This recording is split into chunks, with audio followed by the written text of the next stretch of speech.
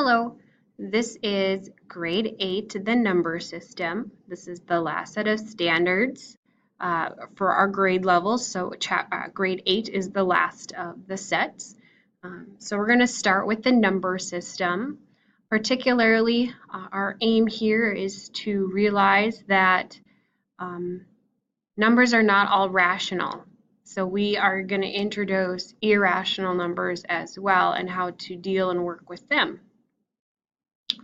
You're going to make a map of a grasshopper obstacle course using the following information. The grasshoppers start at 0 meters and must hop for 2/5 of a meter to reach the first obstacle, the tunnel. They must then crawl through the tunnel for 3/7 of a meter. Next, they must fly through a flaming cookie cutter suspended in the air. Allow 2/3 of a meter for this. Then they must hop over 3 hurdles placed 1/8 of a meter apart. Finally, they run 3/10 of a meter, grab a string, and swing 5/12 of a meter to the end. The first thing I'm going to do is transform all of my fractions into decimals. 2/5 is the same as 4/10. 3/7 is the same as 0.428571, which is approximately 43 hundredths. 2/3 is the same as 6/10 repeated, so I'm going to round to the nearest hundredth, so 67 hundredths. 1/8 is the same as 0.125 or 125 thousandths, rounded to 0.13 hundredths.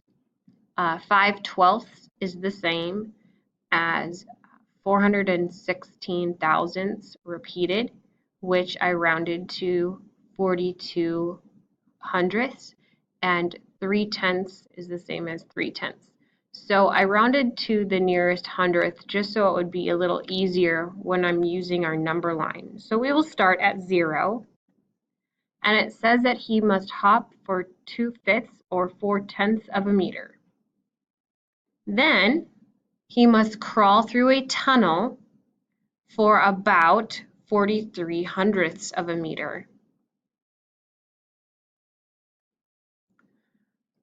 And then we must fly through a flaming cookie cutter suspended in the air, which we have allowed 67 hundredths of the distance for this.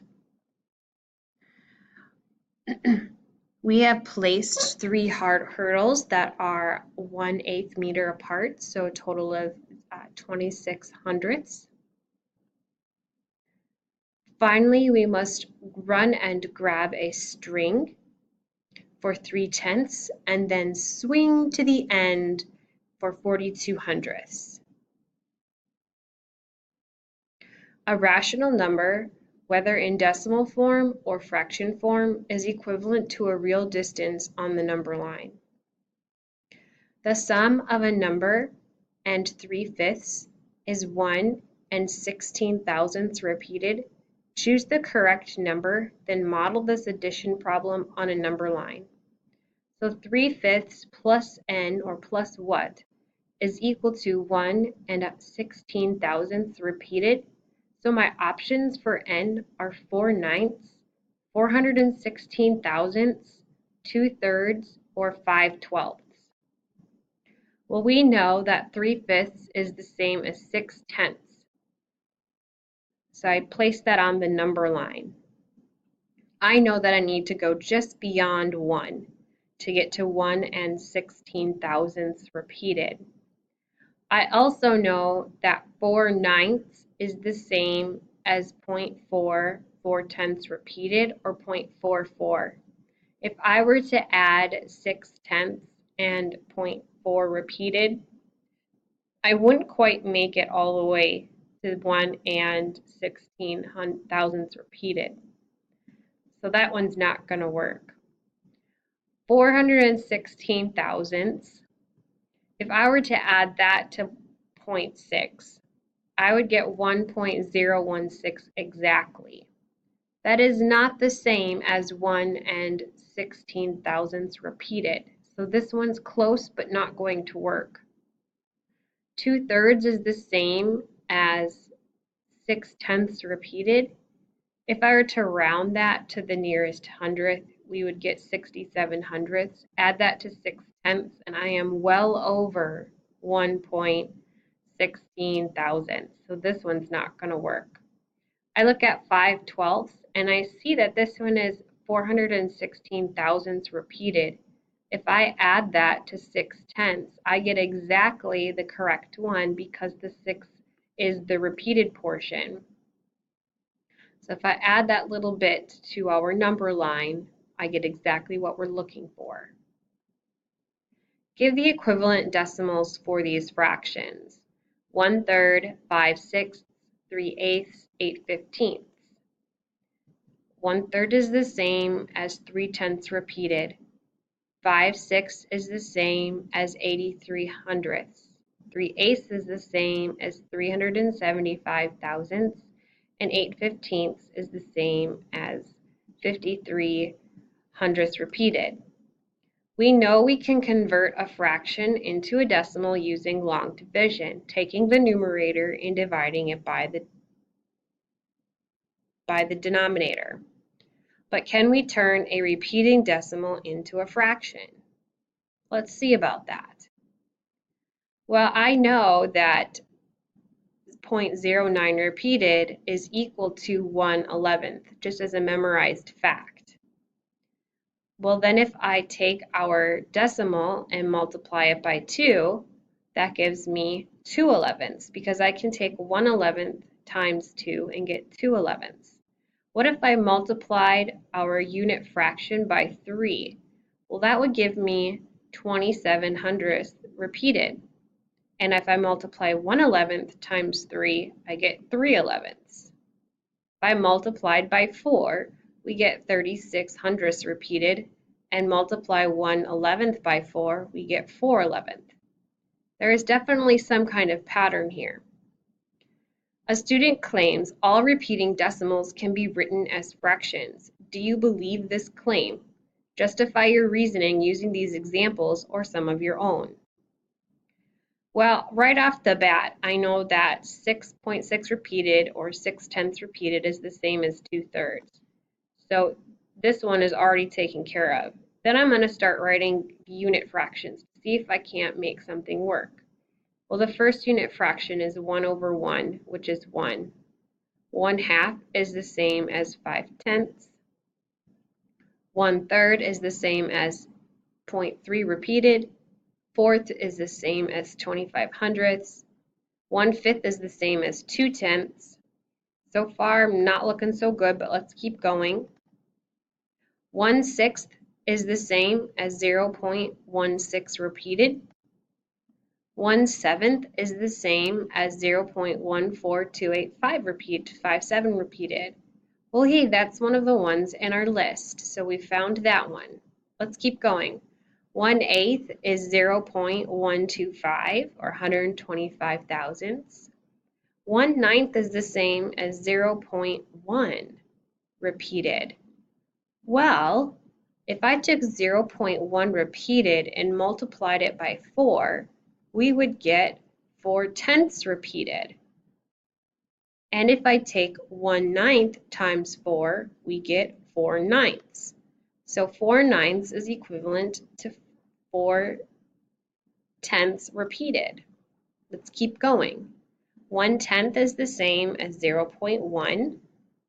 1/11th is the same as 0.09 repeated. So if I took 0.09 repeated and multiplied it by 2, we would get 18 hundredths repeated. So 1/11th times 2 is 2/11ths. So 2/11ths is equivalent to 18 hundredths. We're nearly there, found them all. 1/12 is the same as 0.083 repeated. So we have found our combinations. All repeating decimals can be written as fractions. Rational numbers are numbers which can be expressed as both a fraction and a decimal. Determine whether each statement is true or false. Take a moment to pause the video and make some determinations, and then we'll talk about them. All fractions can be written in decimal form. True, because we can take the numerator divided by the denominator. All finite terminating decimals can be written in fraction form. This is also true. These are rational numbers, and I just said that all rational numbers can be written as fractions. All repeating decimals can be written in fraction form. This is also true. Any decimal that can be written in fraction form is called a rational number. This is also true. Rational numbers have a decimal expansion that repeats either with zeros or a set of repeating digits. The decimal form of rational numbers has the same value and names the same point on the number line as the fraction form of the number. What is the area of the green square? What are the side lengths of the blue square? Well, the area of the green square would be 5 by 5, which is 25 square inches. And I know that a square has to be something times itself to give the area. So 8 times 8 is 64 square inches, so each side is 8 inches. But what are the side lengths of these squares? When we have an area of 38 inches squared and an area of 45 inches squared? Well, they've got to be somewhere in between 6 and 7 inches. Since 6 times 6 is 36 and 7 times 7 is 49, they have to be somewhere in between. Let's estimate as accurately as possible the side lengths of the squares based on information we know about the squares around them. Let's try a table first. Well, 6 times 6 is 36. 6.1 squared is 36.6. 6.2 squared is 38.4, and 6.3 is 39.69. Based on these two sides, right here, 38 squared is somewhere in between, or 38 inches squared is somewhere in between. So let's expand these pieces a little bit more by going to the nearest hundredth. So 6 and 11 hundredths is 37.332. We're getting closer, and we're getting closer still. I see that 6.16 is 37.9456, the closest that we can get to 38 inches squared without going much over. I would say then that each side is about 6 and 16 hundredths. Let's use the same technique for finding the sides for 45 inches squared. So this time I will start, and we'll go from 6.1 and continue up until we find a correct or close approximation. It looks like these bottom two could be in between, so we'll expand them and work on the hundredths location.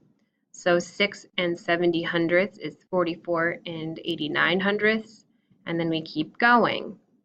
So I see then that in between 6.7 and 6.71 is where 45 inches squared would lie. So I would say that each side is approximately 6 and 71 hundredths. The square root of a number can be a rational or irrational numbers. Irrational numbers represent real distances, but they cannot be expressed as a ratio of two integers.